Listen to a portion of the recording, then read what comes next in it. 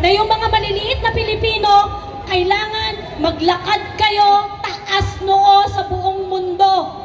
Sa panahon lang ni PRRD, noon lang namin naranasan yon. At kayong mga kapulisan, alam namin, ramdam na ramdam ninyo, nagkaroon kayo ng dignidad dahil sa tatay namin. Magandang gabi po sa inyong lahat. Ako po si Joey Cruz at natutuwa po ako na nandito po ako sa inyong harapan para mapakinggan kung ano ang nararamdaman ng puso ko. Sa totoo lang po, simula po noong dinala si PRRD sa The Hague, alam ko marami sa inyo naghihinagpis, umiiyak, baka pinagtatawanan na nga kayo ng mga kasama nyo sa bahay dahil pagka nakikita nyo yung mga bagay na nagpapaalala sa ating mahal na Tatay Digong, talagang nangingilid yung mga luha ninyo at ganun din po ako. At bakit hindi natin mararamdaman yon?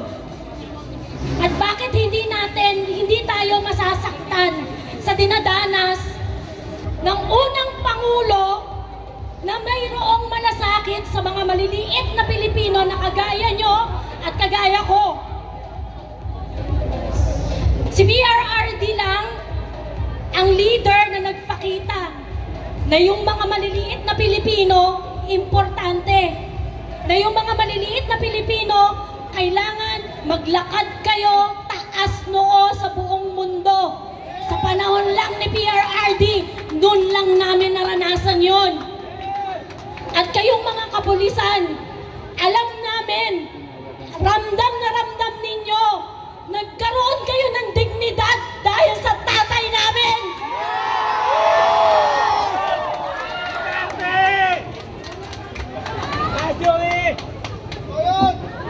Sa totoo lang po, ngayon nakarating sa akin ng balita na tinatrabaho kami ng mga law enforcement. Hindi ko alam kung hanggang kailan ako makakapagsalita at ma-articulate ang lahat ng galit ko dito sa mapang-aping gobyernong to. Kanina umaga may press con sila sa Malacanang at ang sabi nila, hindi kayo pwedeng magtipon-tipon para i-articulate ang hatred nyo.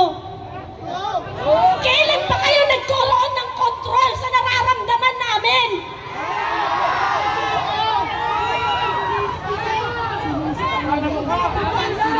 Kung galit kami sa administrasyon na to, dahil tinraidor nyo kami!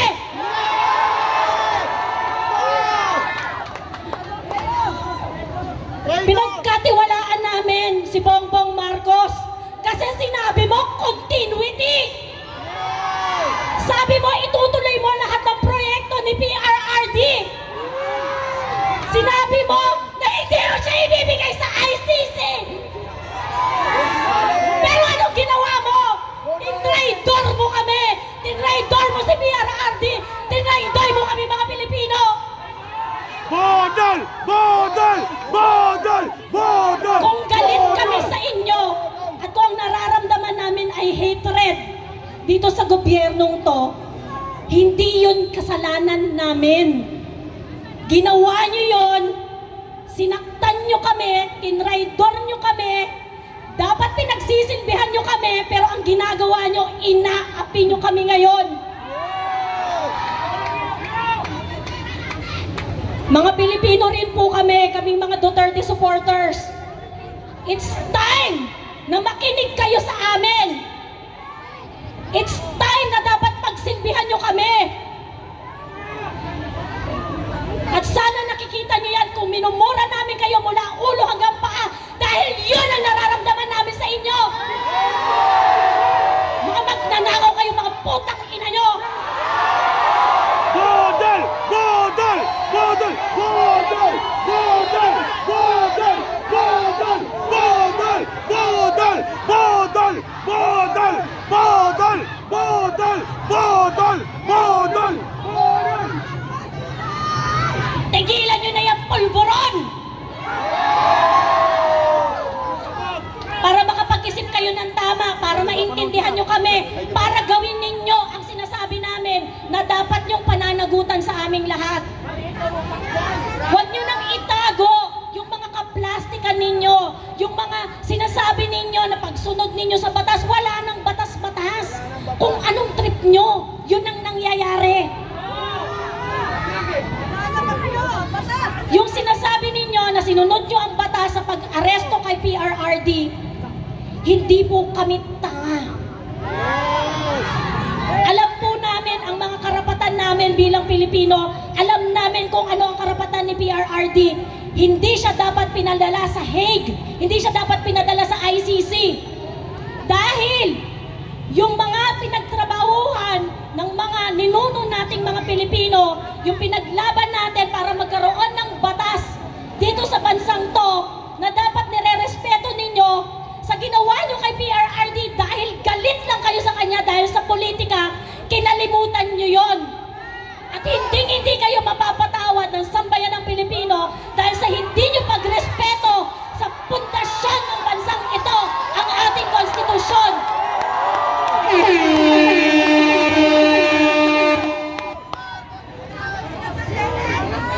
Hindi ko po alam kung hanggang kailan ako makakapagsalita sa harap ninyong lahat. Pero isa lang ang gusto kong maalala ninyo. Hindi nyo makakalimutan ang apelidong Duterte. Duterte! Duterte! Duterte! Duterte! Duterte! Duterte! Duterte! Duterte! Duterte! Bongbong Balat! Bongbong Balat! Bongbong Balat! Bongbong Balat! Salamat, Ma'am Joey. At ngayon naman, bigyan natin ng pagkakataon ang isang retiradong sundalo mula sa Filipino Guerrilla Forces. Palakpakan po natin. Okay, maraming salamat. Pwede ho bang medyo atras-atras kayo para hindi mainit? Para maluwag ang space, maluwag ang space. Para maganda, pagka medyo maluwag ang space, magandang makinig. Duterte! Duterte! Duterte! Duterte! Okay, i-repeat ko lang yung sinabi ko kanina, no? Kasi kanina medyo hindi klaro yung sinasabi ko. Noong 1980s, ako yung nandoon. Yun yung nakapilan dyan. Ako yan, nandyan ako, nakapilang. Ang nakikita ko dito noon, hindi bandera ng Pilipinas. Hindi bandera ng Pilipinas ang nakikita ko nung nandito ako sa hilira na yan. Alam niyo po yung hilira na yan? Yan yung mga dati kong kasama na ako ay nag-retired. Okay. Dati ang nakikita ko dito noon, ano ang nakikita niyo dito dati sa Mindiola? Mga karet, NPA noon dito. Ngayon, bakit? Alam niyo mga kaibigan, nagtataka ako, bakit ako naligaw dito? Yun yung tanong ko bakit ako naligaw dito? Dati nandun ako sa hilira na yan. Tapos ngayon nagsasalita ako dito laban sa ating gobyerno. Bakit? Noon, galit na galit ako na nagsasalita laban sa gobyerno. Kasi nung panahon ng Marcos Sr., ang mga makakaliwa ang narito. Ngayon, ang tunay na Pilipino ang narito na nanawagan sa ating Pangulong Marcos Jr. na siya'y bumaba na. Bumaba na. Bumaba na. Bumaba na. Bumaba na. Pakiusap. Ano? Alam mo, sa totoo lang po, 14 years old ako, pinagtanggol ko na ang bansang Pilipinas. Sa edad kong 14 anyos, ako'y nakipagbakbakan sa kalaban ng gobyerno sa Mindanao. Sa edad kong 14. Hanggang ngayon, 65 years old ako. Ay, gusto ko palang batiin nyo ako, no? Kalimutan nyo Si Pangulong Duterte na lang naalala natin, no? Ay, Pangulong Duterte, happy birthday. Ako naman, batiin nyo ako. Belated happy birthday noong 26 March. 26 March ako na sinelebrate ko ngayon. Ngayon ko sinelebrate ang aking birthday, March 28. Kasama ko si Secretary Crigo Bilicas. Celebrate namin sa Kamuning, Quezon City. Okay, patuloy ako. Bakit nga pala ako napunta dito? Bakit nga ba? Kayo sumagot. Kayo sumagot, bakit ako narito?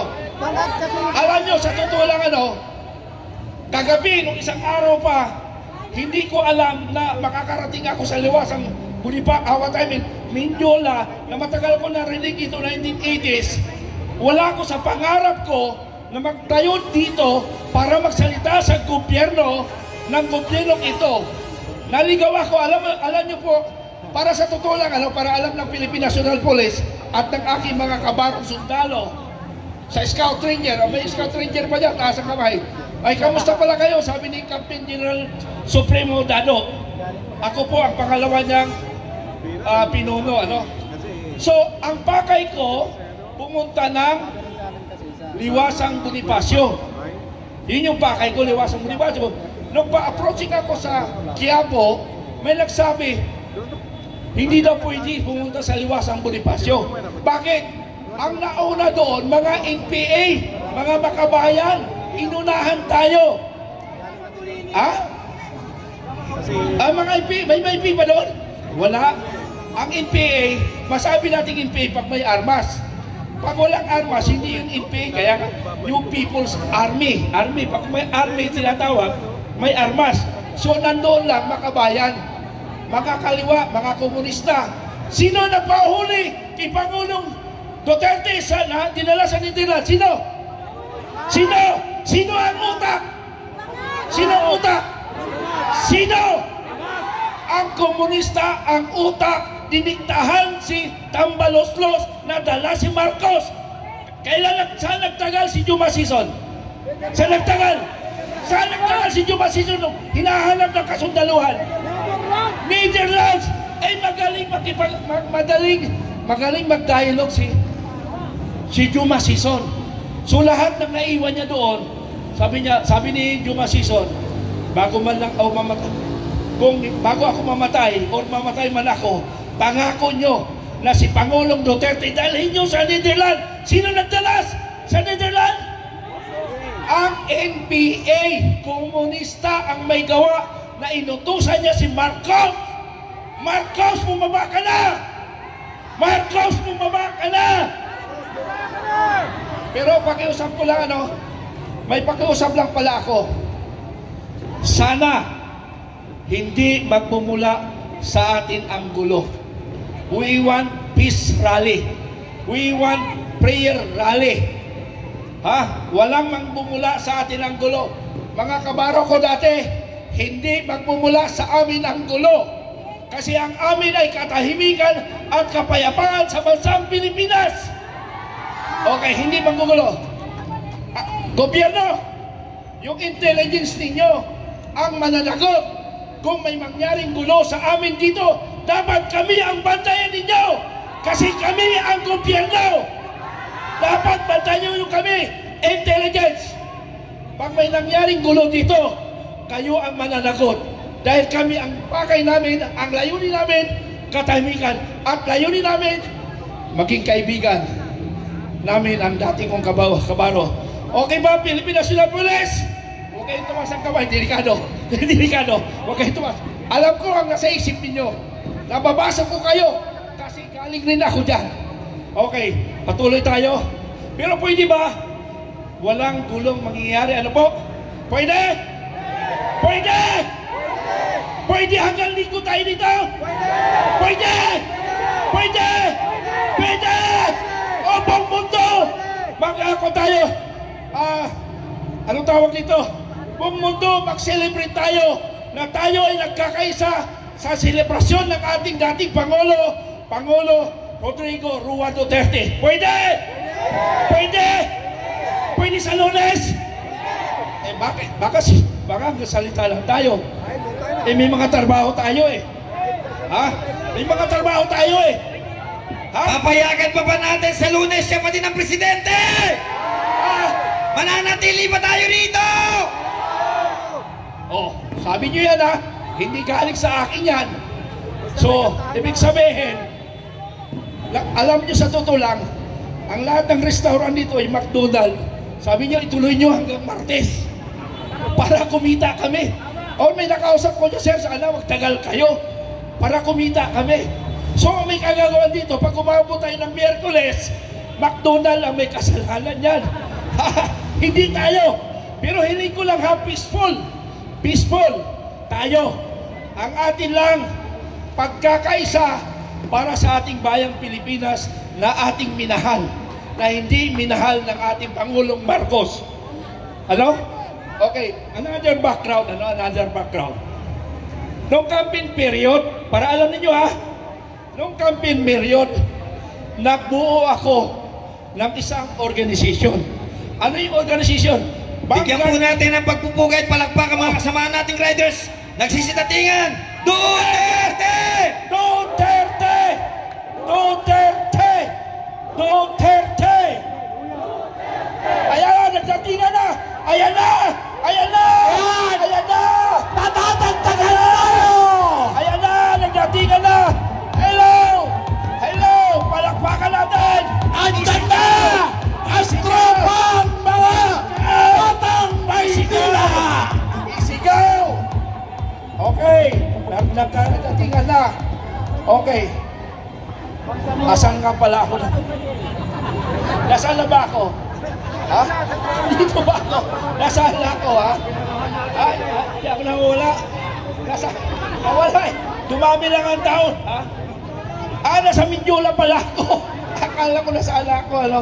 Okay, so, mga kababayan, ay, ang aking ibig sabihin, nung campaign period, ano po? Nung campaign period, mga 2020, 21, ako ay nilapitan ng mga leaders ng Marcos. Marcos Loyales. Nilapitan ako, sabi niya, alam niyo naman, kilala? Colonel Mitran, baka yung organization mo pwedeng makatulong sa campaign period ni Bongbong Marcos. Ay, siyempre ako, idol ko ang tatay niya eh. Malaking utang na loob ko sa tatay niya.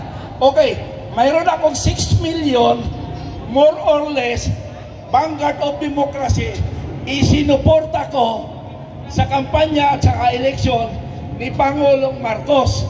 Dahil ang usapan namin ay tutulungan niya ang taong bayan na idadaan sa aking organisasyon na ang kayamanan na sinasabi nila ay ibibigay sa mga kababayan nating kapos. Mag 3 years na. Asaan yung pera? Nasaan yung pera? Wala na yung pera natin. Ang budget natin dito 2025, 6 na trilyon. 6 na trilyon ang budget natin. Yung 3 trilyon, alam nyo kung saan napunta? Alam nyo ba kung saan napupunta yung 3 trilyon? Ha? Sa ayuda! Ayuda! At saka lahat ng umaalma, sinusupalpala ng pera. Tingnan mo ang Congress. Tingnan nyo ang Congress. More or less 300 sila. Sino ang nagsasalita lang doon? Si Congressman Marcolita at saka yung isa. Almost mga 5 lang na congressmen ang nagsasalita laban sa administrasyon. Di bali lang hindi sila makatanggap ng additional na suporta, ang malaga nanindigan sila. So yung 170 plus na mga congressmen, yan sila ay bayad na. Doon napunta yung 3 trilyon. Ang sabi ng haka-haka, ang sabi ng aking bubuhin, yung 3 trilyon, give me 3 trillion First Lady and I will conquer the Philippines. Sinong kausap nun? Bahala na kayo kung sinong kausap nun. Okay, so patuloy ko, bakit ako, dati Marcos, napunta ako sa, actually Duterte pa rin ako, pero sinuportahan ko ang Marcos. Pero, dati nung umatras ako sa Marcos, nag-neutral ako. Nag-neutral ang Filipino Guerrilla Force. Bakit namin nabuo ang Philippine Guerrilla Forces April 9? Dahil napipintong gera tayo sa China. Kaya hinanda namin ang Filipino Guerrilla Forces para protektahan ang lahat ng Pilipino. Dahil alam namin na armed forces ay hindi kayang labanan ng China. They are only more or less 180,000 and the Philippine National Police more or less 220,000. Therefore, itotal natin, mayroong armado tayo sa Pilipinas, 500,000 only. Ang kalaman natin na armado ng China is 2 million. 2 million na ang kalaban natin. Ang kanilang reserves, 60 million. 60 million ang kanilang reserves. Ang ating reserves, 1 million. Kaya ba natin yon? Kaya ba natin? Kaya ba natin? Kaya nabuo ang Filipino Guerrilla Forces. Iyon ang purpose namin. Ang purpose namin, lahat ng barangay, mayroong Filipino Guerrilla Forces.